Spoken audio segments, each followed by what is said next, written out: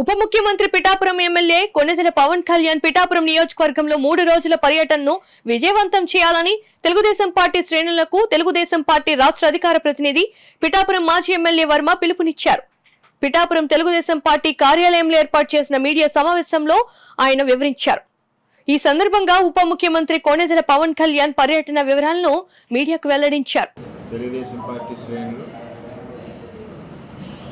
అలాగే జన సైనికులతో కలిసి ఘన స్వాగతం పలకవలసిందిగా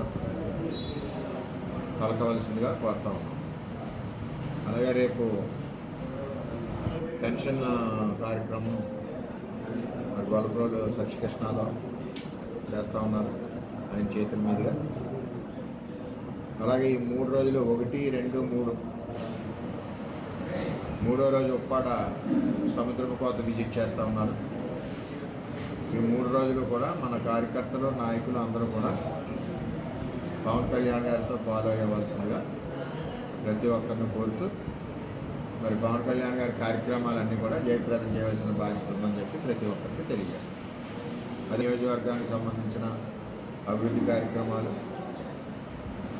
అదేవిధంగా సమస్యలు అవన్నీ కూడా సార్ దృష్టిలో కూడా పెట్టడం జరిగింది. కళ్యాణ్ గారి దృష్టిలో కూడా తెలియజేసుకుంటూ 50 మంది కార్యకర్తలు కూడా 3 రోజుల కార్యక్రమాలు అన్నీ కూడా జయప్రదం చేయవలసిందిగా తెలుగుదేశం పార్టీ శ్రేణులు, జనసేన పార్టీ శ్రేణులు, కూటమి శ్రేణులను అందరినీ కూడా రిక్వెస్ట్ చేస్తామని చెప్పి తెలియజేస్తాం.